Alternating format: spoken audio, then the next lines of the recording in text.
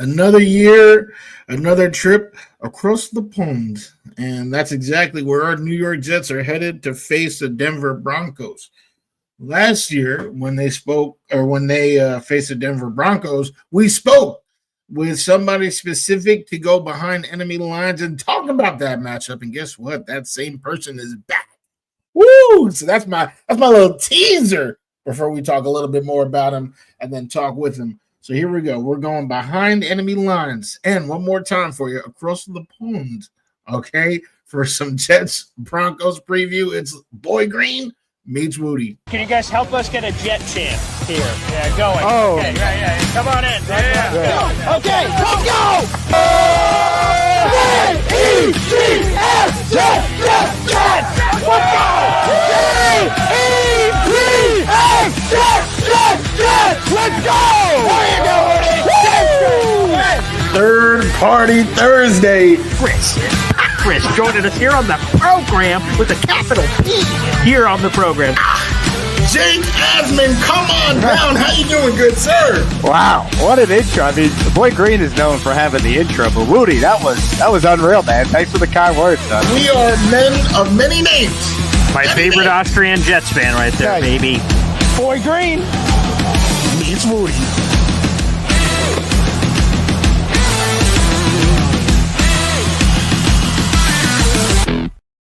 Welcome to another episode of Boy Green Meets Wudi. It is your boy James Wudi, and you already know we are Wudi, rocking everywhere. Right here is that boy who became king. Yes, a man behind the Boy Green Coffee Club himself, Mr. Paul Esden Jr. Okay, and like we said in the open, we got somebody. This is a return. Okay, a return. He is the host of Broncos and Bourbon. I don't know how I feel about that first word, but the bourbon, I'll let your boy. Come on now. We got to clink a glass with the one, the only Phil Milani. Come on down. How you doing? Our good sir. I love the intro. Thank you very much, guys. A pleasure to be on the show again. Yeah, let me pull out the hole punch because he's back. So make sure you get your coupon coach.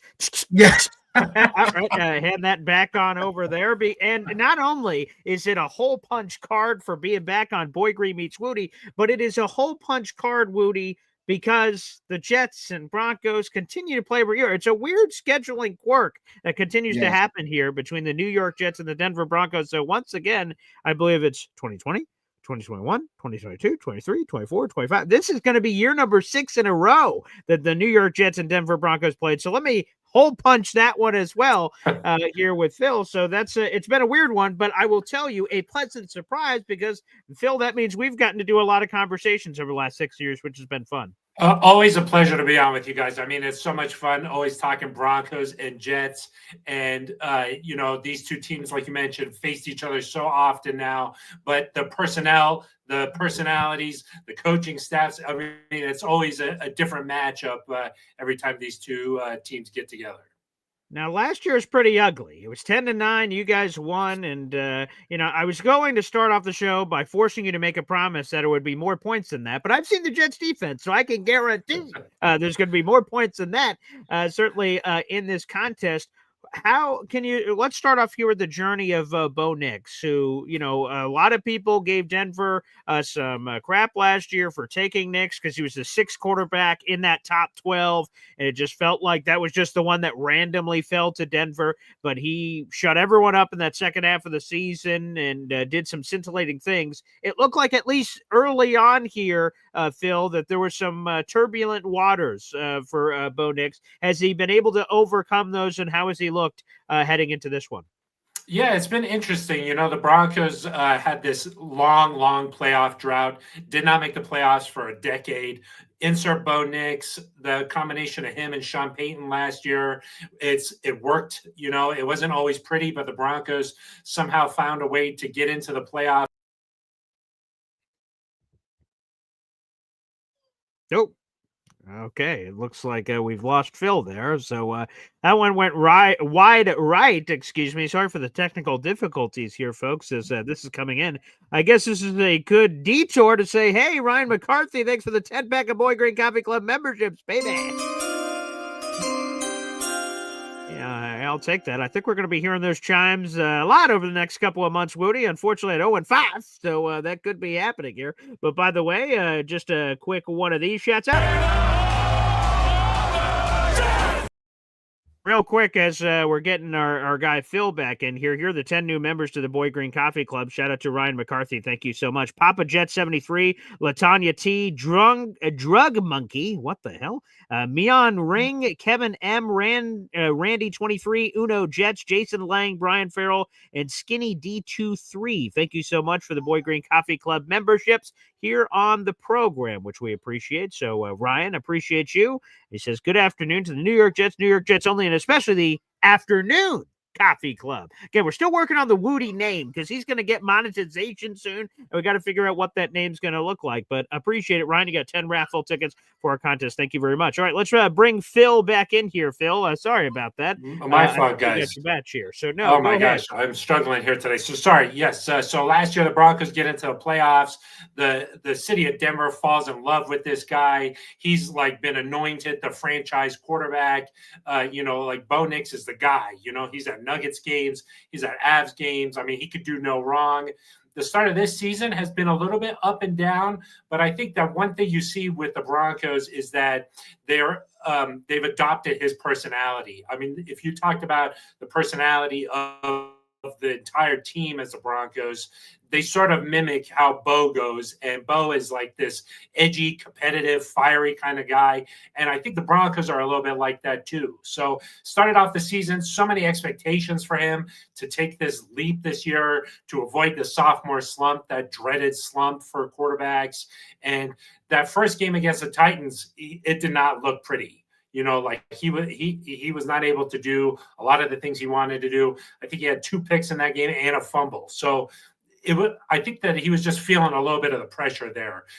Ever since that point, he's played pretty well. Like overall, like pretty well. And then last week against the Eagles, the Broncos are down a couple of touchdowns in the fourth quarter, and all of a sudden he catches fire. So I think the big thing for him and for a lot of like really young quarterbacks, it's like finding that consistency. So when he's good, he can be really good, but when he's bad, he can also be really bad. But I think for him, if he's able to sort of find that consistency and bring it all 4 quarters every week, then he's going to be able to get in a groove here. So he's very capable, but I think that he still shows signs of being a quarterback just in his second year. Well, I like that. Wish I knew what that felt like on this side, but we don't. Hey, I think Justin Fields has not been bad. You know what I mean? Like he has not been bad, and he's been able to put up a lot of yards using both his arm and his legs. Mm-hmm. I think that his legs, that's going to be a big factor this week because the Broncos pass rush. They lead the league in sacks. Nick Bonito's flying around out there. I think that his legs could be a legitimate weapon this week. So, if the Broncos get caught blitzing when they shouldn't be, and he's able to take off, he's showing that he can make defenses really pay. So I don't think he's been terrible. I just think for whatever reason, the Jets haven't been able to get across that finish line and get a win. Woody, put some respect on his name. Justin Fields hasn't thrown a pick yet this season. Come on, baby. Yeah, see? Well, he just has just the 1 fumble, right? So 2. He got 2. He got 2 fumbles. Okay, 2 fumbles. Yeah.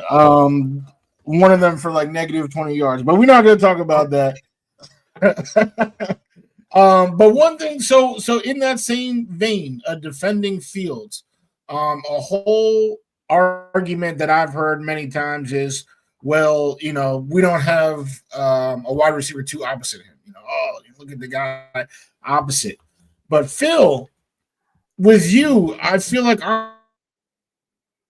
I'm talking to somebody who knows a ton about a franchise that has scored 20 points in every game this season. And I wouldn't say no disrespect to the roster, but I wouldn't say wide receiver 2 over there is a household name. I wouldn't even say Cortland. I would, if you poll the average Jet fan. Who's the better receiver, Cortland Sutton or Garrett Wilson? I think we know what they would say. So I'm talking about a roster that no household name at wide receiver 2. Cortland Sutton is Cortland Sutton. Yet we have a successful offense that scored 20 points in every game this season. Can you talk to us about that? What Sean Payton has done, how we've gotten here, and of course we just talked about Bo Nix, but more about that supporting cast for all those Justin Fields defenders out there. That teams can actually succeed even without an all-star cast at the wide receiver room. Most definitely. I mean, you guys still have Garrett Wilson, you know what I mean? So, like, I think that sometimes that wide receiver 2 spot can get a little bit overblown, needing 2 legit guys. I think that one thing that the Broncos have shown is that if you're able to scheme things right and you're able to run the football, it opens up a lot. I mean, I still think that when it's 3rd and 14, like the Broncos needed to play last week against the Eagles, Bo is looking Cortland Sutton's way. I mean, that is his go-to guy in times of need. But I think that the Broncos have shown that if you just have some pieces that are serviceable around him, then you're able to still move the football a lot. And I think the Broncos have done a nice job. They've got one of the best offensive lines in football. They've done a nice job in front of Bo there. So they give him some time to be able to, hey, if Cortland's not open, he's able to survey the field a little bit. But more than that, the last couple of weeks, the Broncos have really been running the football. J.K. Dobbins is top 5 in the league right now in terms of running yards. I think that they're able to keep teams a little bit off balance. And one of the things that Sean has done is that he's using the other guys besides Sutton in different ways. Like, he'll line up Marvin Mims in the backfield, and he'll give him the ball and say, hey, use that speed, get out and try and just do something other than just play normal wide receiver. They use Troy Franklin in a couple of different ways, but he's really developed into this big play threat where, Bo will look to take a couple of deep shots to Troy Franklin. So, I think that Sean Payton has done a nice job keeping opposing defenses a little bit off balance so that, hey, some of these other guys are running wide open, even though they're not a household name, or you might not know anybody beside Cortland Sutton. Probably know Evan Ingram a little bit, but he has been slow to get into the mix here with the Broncos. Had a touchdown last week, but he's really not been that guy that the Broncos were expecting so far. But Sean has done a nice enough job keeping other teams off balance to get the ball out there and get this offense going here, at least the last couple of weeks. Phil, you mentioned J.K. Dobbins. My fantasy football team appreciates your service this season. Thank you, J.K. Dobbins. But I'm curious how surprising is it in Broncos land, because they spent a very high draft choice on R.J. Harvey. J.K. Dobbins, I had to double check because I felt like it was very late in the offseason. If this is right, June 11th is when he joined the Denver Broncos. So very late in the process. And he's been not only the leading man for the Broncos in this movie they're starring this season, but also in terms of the production in the National Football League, where he's in that top 5 category in rushing yards. How surprising has his production been for the Broncos, considering it's not like they signed him as one of the first free agent additions in March? It came in the middle of the summer. Yeah, I think that most fans thought that this was going to be more of a two-headed monster with those two guys. But I think that one thing that Sean likes to do is that he does these wholesale personnel. It's almost like a line change in hockey where, hey, even in the course of a single drive, he'll bring a whole new arsenal in and out. And so it has worked out that Dobbins has been the guy who's found these little bursts and rattled off these 20-yard runs. And then the last couple of weeks, Peyton has been going with the same back for the whole drive. I think that Dobbins went to him and said, hey, look, I need to get into more of a rhythm here.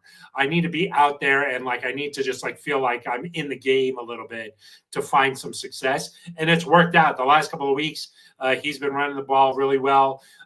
He had 100 yards against the Bengals a couple of weeks ago. Not the hardest thing to do, but he is the first 100-yard rusher for Sean Payton in Denver. So Wow. That's been a long time coming there. And I think that the thing with Dobbins is that his injury past maybe kept teams from, they kept them staying away from him. But I think the Broncos were like, look, we know that when he's healthy, he can really rack up some yards. He's a tough guy to bring down. Let's bring him in. We really don't have anything to lose, especially that late in free agency. And, he's been the guy who's caught fire so far through the first 5 games. So they're going to keep riding with him. And, look, I think that at his age, later in the season, I don't know how much you're going to be able to just count on him. But for right now, he's healthy and he's rolling. And I think the hardest thing for the Broncos is staying consistent with the run, because at times Sean Payton likes to show that he is an offensive genius, right? He loves the deep plays. He loves having these no-name wide receivers, at least, around the rest of the league. He likes crafting them and scheming them up so they're running wide open for huge plays, because it is a reflection on him in that sense. He loves that. And so I think it's hard for him to stay committed to the run. But if he can, and he can put his ego to the side for just a little bit, the Broncos have shown that they've had a lot of success on the offensive side when they continue to run the football. They keep the down and distance manageable. That's really the key for this Broncos offense. And they really get into trouble when they go away from the run. So even last week against the Eagles, they were down a couple of touchdowns, but they stayed committed to the run, and it turned out to pay off for them. Well, shout out to Dobbins. I know I've been watching Javonte Williams run around, and I'm sure Dobbins, is helping you not lose sleep at night about Javonte. Hey, man, shout out to Javonte. I spent a lot of time with Javonte. I went to his hometown, Wallace, North Carolina, really small town. I went to his high school with him. We did this whole big feature with him. I met his whole family. I went to his grandma's house. I got to know Javonte really well. And, sometimes we've seen it with these quarterbacks around the league. A change of scenery, man, and all of a sudden a whole new world can get opened up. So I love that Javonte's killing it with the Cowboys. He's been a red zone monster. He was always a tough guy to bring down, and it's just like, for whatever reason, wasn't working here in Denver after he tore his ACL a few years back. And so now to see him have that success in Dallas is awesome.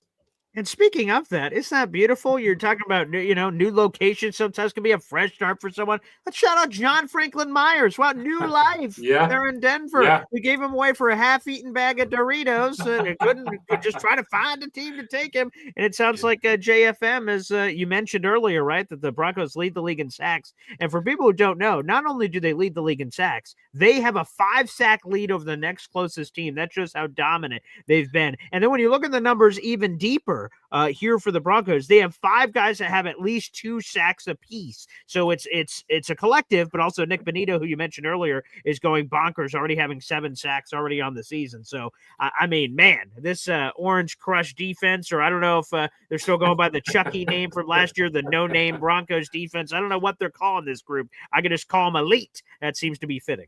Yeah, they've done a nice job really building the back end with that secondary. They brought in Hufanga this offseason from the 49ers. He's been a nice piece in the safety position there. Obviously, PS2, the defensive player of the year, Riley Moss, that cornerback 2.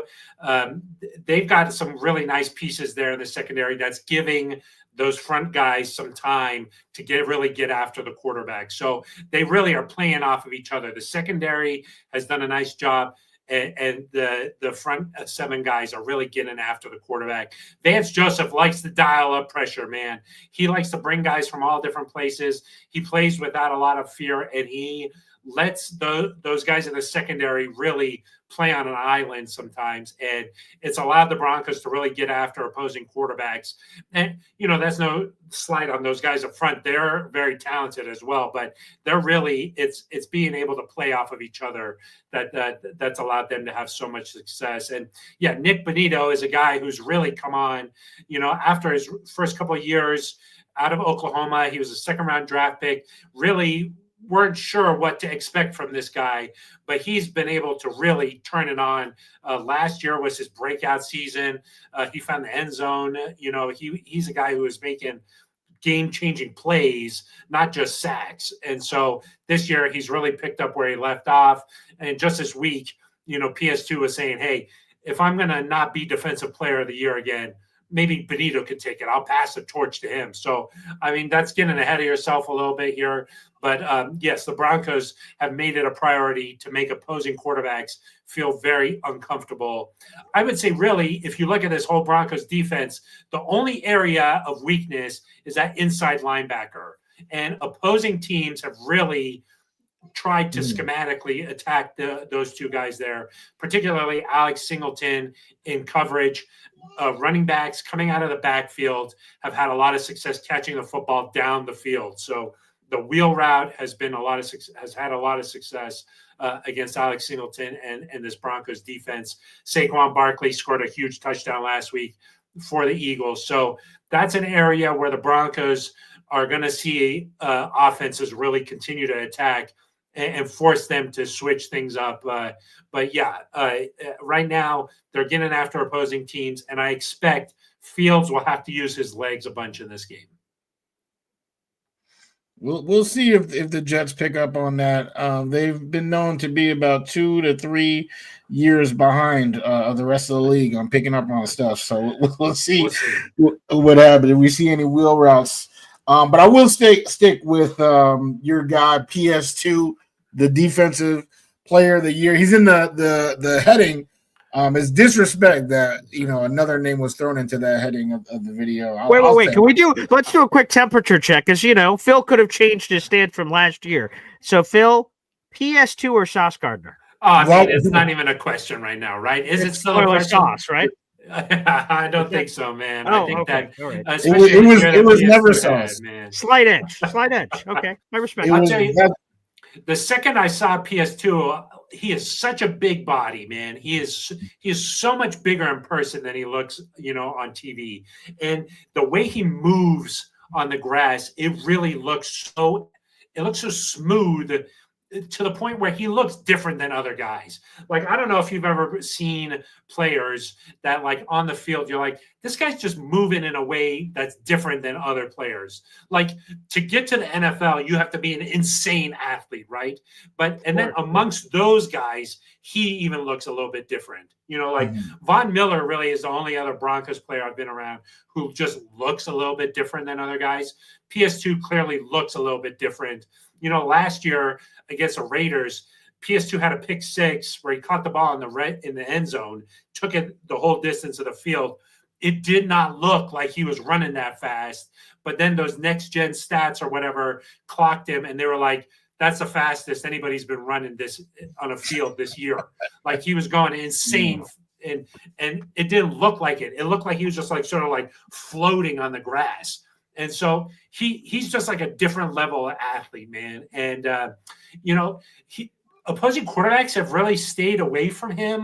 They don't like to test him too much, except I will say last week, A.J. Brown had a couple of catches on him with the Eagles. And then a couple of weeks before that, the Colts really went after him. Did not shy away from, Daniels was really firing at PS2, had some success there. So that's been a little bit different this year, but it still looks like he's still the same PS2. I mean, he's not going to give up anything huge. And he's just sort of like that lockdown guy that allows Vance Joseph to really do what he likes to do with his different blitz packages and stuff. To have like a 30-yard touchdown. just over his head like that, take the top off the defense. It's really hard on Riley Moss, the other cornerback, because he ends up getting so much work every single week. Right. But he's a talented guy himself, man. Like he would be pushing a lot of other cornerbacks on other teams in the league. But just because he's playing opposite PS2, he's getting a lot of work.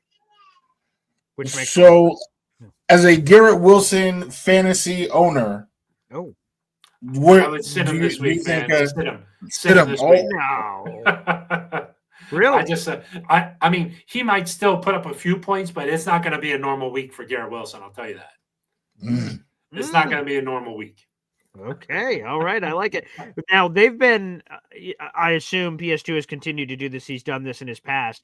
They've been using Garrett a lot more in the slot this year. Is that something that doesn't phase PS2 at all? That would be, they would move him slot, boundary, it wouldn't matter? I think they'll move him around, yeah. But they do have Jaquan McMillan, who is an outstanding slot cornerback.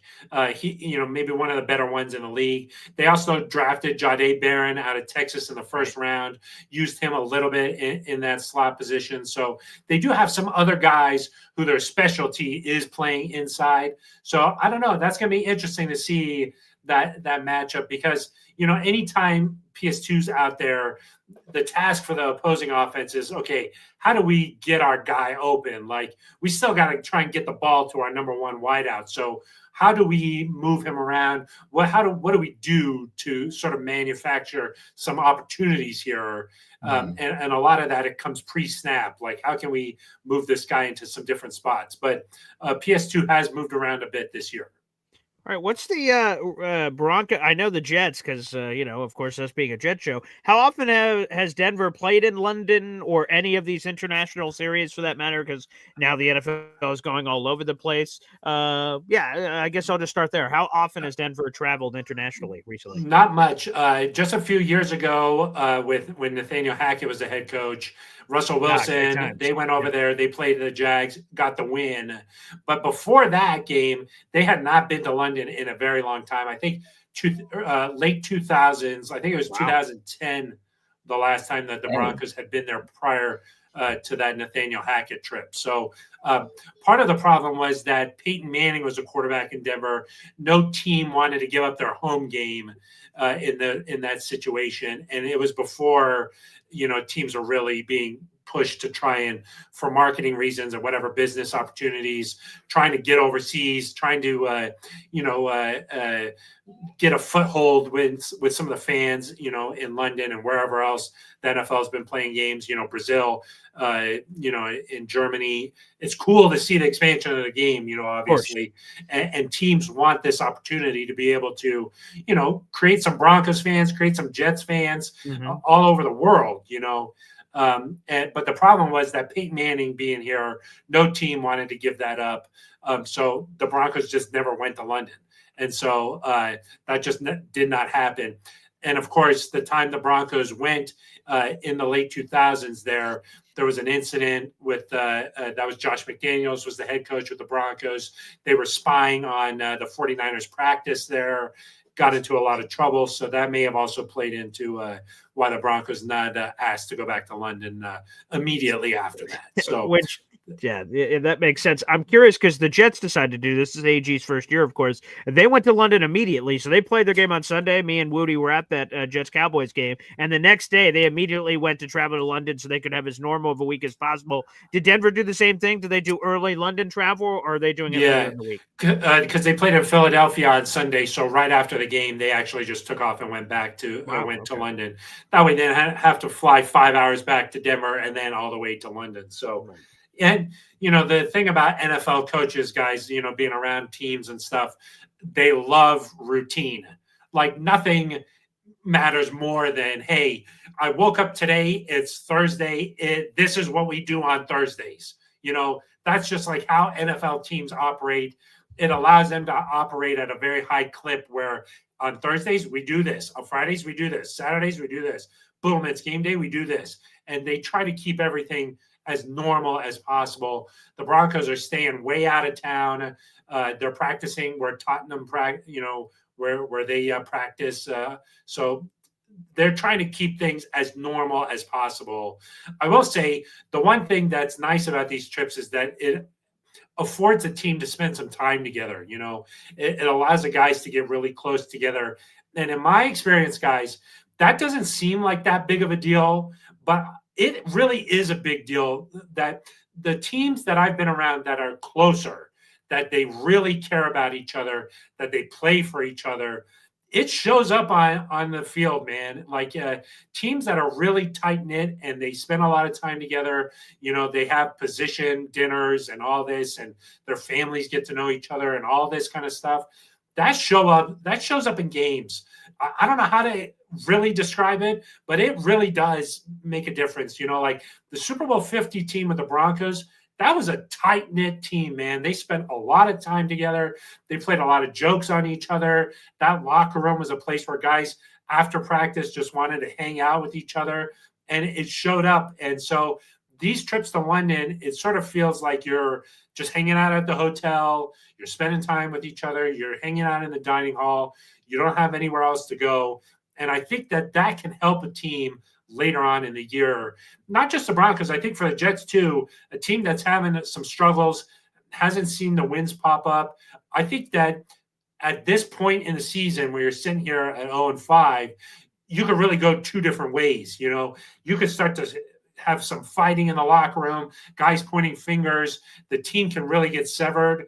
But if you've got a guy like AG coaching this squad, I know that this team's going to stay together, and spending a week together in London could be big for this Jets team. It was big for the Broncos a few years ago. They did not get off to a hot start. Russell Wilson was a quarterback. The big news that week was that he was like doing high knees on the airplane flying out to London, being Russell Wilson. That was the big news that week. But the guys sort of turned things around after that week, and they credited spending the whole week together over there. So I do think that this is a good opportunity for these teams to really, have this moment together. And I think that it could help both teams moving forward. Well, they might need for the Jets. I'm talking about. They might need like Denzel Washington or something in that locker room. Y'all are down on this team, man. Let me make this clear. Wudi is this dark cloud of nothingness. You got to believe. I said that same thing, Phil, earlier this week. That I said I know people are going to make fun of me for saying this, but this London trip can be this college sort of training camp experience where you're all together. Because like when you're here in New Jersey, everyone's going back to their multi-million-dollar homes. They got all kinds of things and business opportunities and everything going on. When you're on this London trip, the hotel is your building. You're having conferences. You're sleeping in the same hotel as your coaches. Like you guys are together. You're doing your activities together at night. Like, man, this could be. I know they're 0-5, but it could be this experience where it's us against the world. We stink by the record, and let's show everybody. Everyone thinks they're just gonna overlook this thing. Like this is our thing. And I've been telling people this week. But not a lot of people have been jumping on the bandwagon. But I've bbeen sort of saying, hey, maybe there could be something here to rally around, perhaps. It sounds stupid, but it's real, man. I think that it's real. I think that just, the lifestyle in the NFL, even with some of these college guys now, there's so much money, hey, I'm going to get back to what I got going on in my house. I don't need to hang out with you guys. I'm a professional. No, this week you're all the same. It doesn't matter if you're making millions, you're making a few $100K. It doesn't matter. You're all in the same situation. So I do think that it matters. And I think that it could be an opportunity for both of these teams to really come together. Remember the Titans? I've seen the movie, so I do know what you guys are talking about. I do know. Tell me this. What happened in those Jets games where they almost beat the Steelers? Look, the Steelers have gotten off to a pretty good start. In a bad division there in the AFC North, they could run away with that thing. The Bucs are going to be a Super Bowl contender here moving forward. Y'all almost beat them. There is something there with the Jets that I think this Broncos team should be paying attention to those games and not just the 0-5. Hey, no, there's something there that if you don't come up and show up on Sunday, there could be trouble. So Phil, tell me that how are the Broncos looking at it? Because the Jets are the only winless team in football. So let's play in the Wudi dark sandbox where no one else is, and he's playing by himself over there in the corner for God's sake. So let's play in a sandbox for a second, give him a little bit of space. Is that the Jets are 0-5? They're the only winless team in football. Times are really bad. They've been blown out twice this season. The Cowboys game and this Bills game.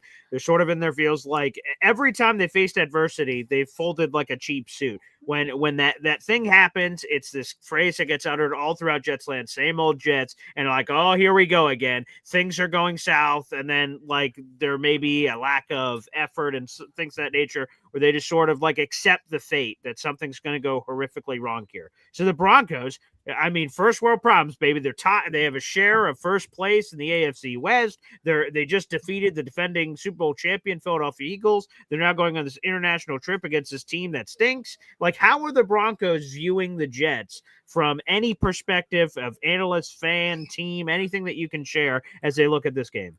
Well, I'll say this about the Broncos perspective here right now. The knock on this Broncos team was they can't beat a good team. That was sort of the knock on them. Like last year, the Broncos made the playoffs, but the only team they beat last year that finished with a winning record were the Tampa Bay Bucks. And that was way back in week 3 of last season. So anytime they faced a good team last year, they lost. And so far, up until last week, the Broncos had lost against other good teams. Like their wins were against the Titans and the Bengals. So they lost to the Colts. They lost to the Chargers. So the knock on this team was, hey, you guys can beat up on bad teams, but you're not really competitive again, like in the sense that like you're going to be an AFC favorite here until you beat a good team. And so that was sort of the storyline swirling around the team last week going to Philadelphia. They were on the road in a hostile environment there in Philly, defending Super Bowl champs, underdogs, Jalen Hurts, Saquon Barkley, all this stuff with the Eagles. And they were able to eke out a win there. Like that wasn't a very convincing win, I would say, but they turned things around in the fourth quarter and beat that Eagles team. And I think what that gave this Broncos team, and certainly the storyline around the team now is, hey, we can play with anybody. That's sort of like the mentality. And so there's sort of this thought here in Denver and around this Broncos team now that, okay, that was a test to show, are you for real or not? And they sort of passed that test, beating the Eagles, even though it wasn't like a clear victory. There were some questionable calls late in that game that could have easily turned things in a different direction there. Broncos got that victory, though. And so a win is a win, and you take that and you put it in your pocket and leave. And I think that now this Broncos team is saying, look, we could be really good. We still got to take care of business every week, though. So I'm interested to see how they view this game, because they could easily be like, hey, we just beat the defending Super Bowl champs. We're about to take off into outer space here. And if you do that against this Jets team, like I was saying, that could mean trouble, So it's going to be an interesting test to see, okay, yeah, they beat the defending Super Bowl champs, but were they able to still get grounded, still look at the tape, look at some of those mistakes that they made last week and say, no, we got to be better than this. And of course, in the media, they're saying all the right things like, hey, we feel like we're just starting to scratch the surface of what we can be. We still got a long way to go. We'll find out if that's true this week, if they're taking this Jets team seriously. I do think that's another thing that could be a benefit to this Broncos team, is that they didn't come back to Denver and hear all those accolades all week long. They didn't get all of the praise that, like, you turn on the radio here, you watch TV here, it's like Broncos are for real. Broncos are Super Bowl contenders. They're among the elite in the AFC. They didn't hear any of that. They are in London, away from all of that. So that could be a benefit here. And we'll see if they show up here this week, because I think that the true mark of a good team is that each and every week they bring it and they don't take any weeks off. They don't look past any teams. And we'll have to see how they are able to show up here on Sunday. We had a fan comment. Oh, yeah. Let's get to it, baby. Let's go. Yeah, here we go. I appreciate when super chats come here on the program. The customer's always right, baby. Wow. Oh, well, this actually wasn't the one that I was talking about. Oh. But Oh, well, yeah, all right. Let's give a shout out here to Flight Boys 2.0 yes. Slim There we God. go. Sending in a $5 super chat. He said, Woody's a glazer. Sauce has been a significantly better coverage corner against PS2, and all the metrics agree. Look him up. PS2 has slightly the edge on the impact. I'll say this, like, you just don't see cornerbacks win Defensive Player of the Year awards. Like, Right. It just doesn't happen. And the season that he had last year was spectacular, PS2. And he's getting the opposing team their best shot every single week. So is Sauce. I mean, don't get me wrong, but PS2 brought it to the point where he won that award and it received the accolades all around the league. Like I mentioned, this year he's showing that he's human.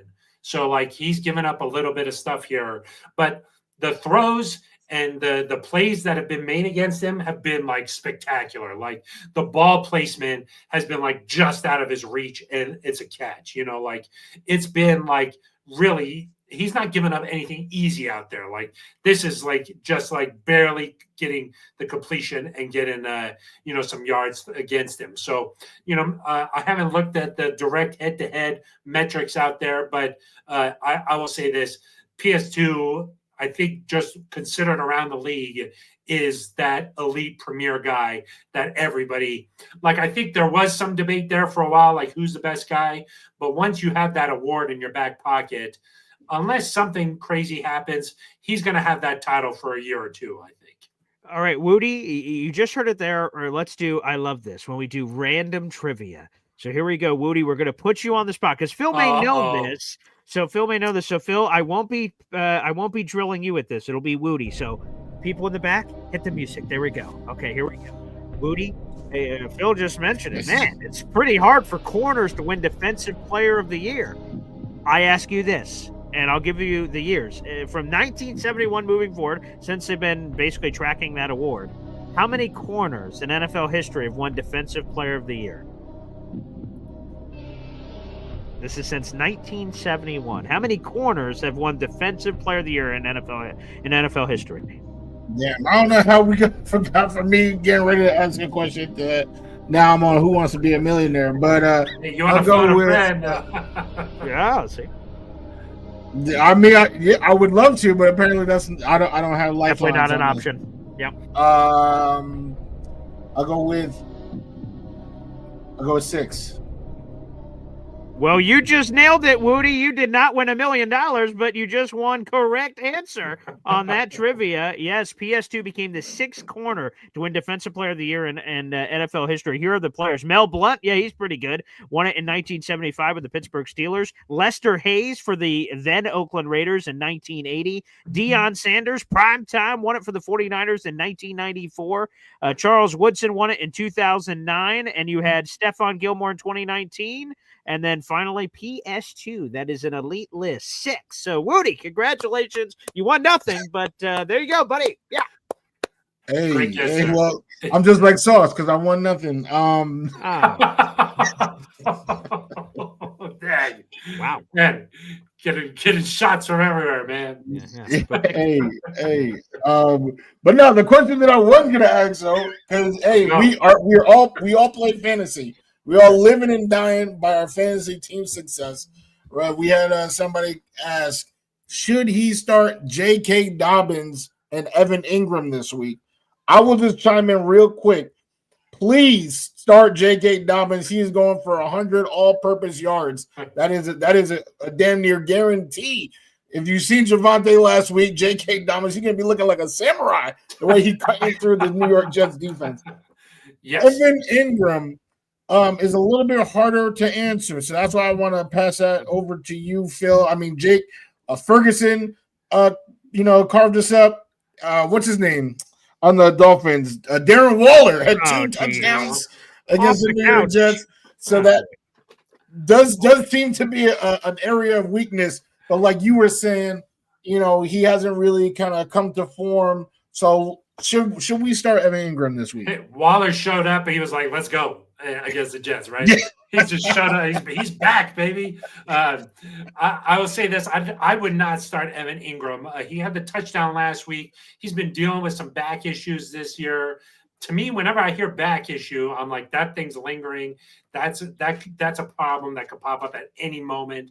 So that kind of scares me, and just also the lack of targets he's getting. Like for fantasy, I love targets because I'm like, that guy is big in their offense. He's going to get production.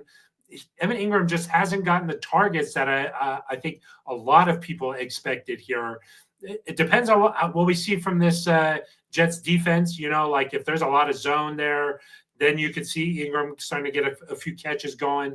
But I would not start him. There's too many other good tight ends around the league that I would go with. But J.K. Dobbins, he's like in a groove right now. So I think that he's rolling. They love to get him the ball in the red zone. One of the things that Sean loves to do is run the ball in the red zone. There's like some kind of crazy stat about if you get a first down in the red zone, your likelihood of scoring a touchdown goes up to like 90% or something like that. So, wow. Yeah, it's like insane. So I think that he loves to run the ball and get first downs, and the closer he gets to the end zone. So they love to give Dobbins the ball in the red zone. And so that to me, fantasy, let's go. By the way, pour one out. All the fans seem to really enjoy that trivia. They were all trying to guess it themselves in the comment section. So salute. Look, what is that? Like 55 years and 6 guys have won it? I mean, it's unbelievable. It's so hard to win it at that position. Like the guy who got snubbed was Champ Bailey. Oh my God, that's what someone just said. Yeah, Champ 2006. People were asking. Yeah, they said, I can't believe Champ Bailey didn't win one of those, which is crazy. And and we think of the other year, but Charles Woodson ended up at the same position taking it. A lot of Jet fans will slam the table for 2009, that historic season for Revis. Yeah. But another corner in Woodson, who later transitioned to safety in his career, that ended up winning it too. So it would have been the same number. It just would have been a different guy. So people were guessing like 2 in the comment section, and the number 6, which still is not very high considering how long the award has been running. So impressive. Yeah, it is so hard. Like Champ in 2006, I think he gave up like 3 catches. Like the dude was walking on water that year. Wow. Did not win it. So it's a tough to win that award. Part of it is you're going to have other guys in the league not have an insane year. Right, like sacks or some of those sexy numbers. Exactly, correct. Exactly. Right. Because if you're a shutdown corner, you're not getting a ton of interceptions. It's hard to get that ball production when you're just not seeing the targets. So when you look at the stats at the end of the year, you're like, oh, this guy was like, all right. Look at how many sacks this guy got. Let's go with him. So it's hard to win that award, and that's why PS2 winning it last year was a big deal. Just the second Broncos player ever to win Defensive Player of the Year. So, big deal.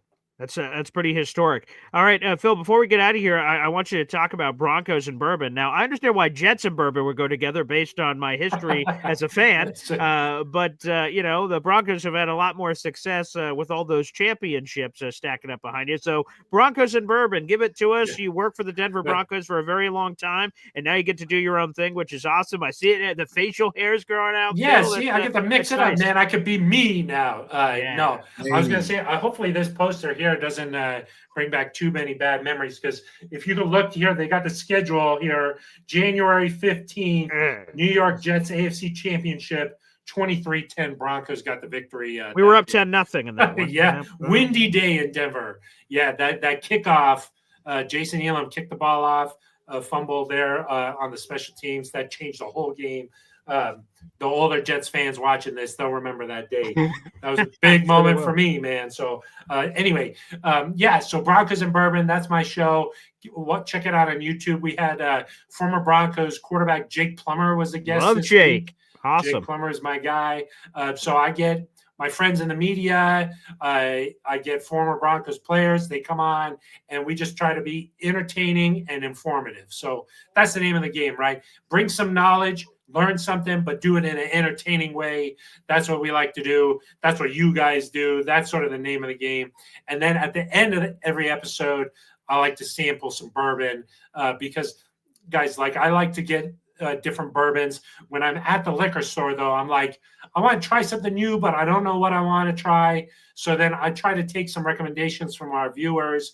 Ooh. Hey, are you interested in a bottle? I'll go out and get it and taste it. And then that way, the next time you're in that position wondering, okay, what bottle am I going to check out? Oh, yeah, Phil said this was pretty good. Let me give it a try. So that's at least the idea. And the other part of it is there's like a million Broncos shows. There's a million, shows. How do I mix this up? How do I put my own personality on it? I like drinking bourbon. So I was like, let me just mix that in here and have that be sort of a fun, different hook. Hey, so alliteration doesn't hurt either, Phil. So you know what? Beautiful. Man, beautiful. Marketing guru here, the boy green, So yes, I appreciate you guys having me on here, and thanks for letting me talk about my show because it is a lot of fun. It's fun to just sort of be able to do exactly what I want, and that's what I feel like the state of media in general is in such a weird place here because everybody I talk to, I'm like, how do you guys get your information? How are you finding out what knowledge you want about these guys? YouTube and podcasts, man. That's how everybody's getting their information. And so I was like, hey, let me just tap into that stream. And that's what I've been having a lot of fun. To be honest, Phil, I think we all need that right now with everything that's going on to have these shows where you can just put everything aside and just say green team, blue team, green team, orange team. Here's some fun stuff and to laugh and forget about everything that's whether going on in your professional or personal life. I hope that's the small slice we can bring to the content creator universe, which is a lot of fun, Phil. And you definitely do that. I've seen the show before. It's a lot of fun. So as always, I love doing that. 6 year in a row, baby. Cheers. Yes, we'll do it again next year. And also, before I go, shout out to my guy Darren Muji, getting things rolling there with the Jets. I don't know what the vibe is like in New York. 0-5 is probably not how anybody wanted to start. But with him and AG, man, I'm telling you, this Jets thing's going to turn around, guys. Have the confidence and just, pump the brakes a little bit before you throw them out of town. Those guys, they know what they're doing. So I got confidence, man. I got confidence. I mean, I got nothing back. Takes a little time. Yes. But, man, there was a great story on ESPN this week about the GM tree from John Elway, okay? Mm-hmm. And you're looking around the league here. There's so many GMs, Raiders GM, John Spytek, Adam Peters with Washington. John Lynch is like sort of part of that tree a little bit, So, like, there's a lot of guys in the league that come from that mold that are having a lot of success. And so I got confidence in Muji. And, I know some people around the Lions organization, they couldn't speak higher enough about Aaron Glenn. So, man, I think that you just got to just give him a little bit of time. Give him some time, and we'll get this thing rolling. That's it, baby. Woo! I'm fired up. He's the right guy. I told you, Wudi. I told you. Here we go. You heard it from here. For 5 years from now, you're going to be like, man, Phil was right. Yeah, there we go. I hope, we're going to be cheering some bourbon to that. Yeah. Amen. We'll be drinking bourbon for a different reason. Yeah. That's probably true. So, Phil, thank you so much. Wudi, a lot of fun, man. And thank you, everyone out there in the universe. Make sure you guys like the video, hit subscribe if you guys are watching on YouTube. And shout out to our folks over on Instagram and Twitter as well. Great times, and we'll do this again soon. We'll see you guys then. Take care, everybody.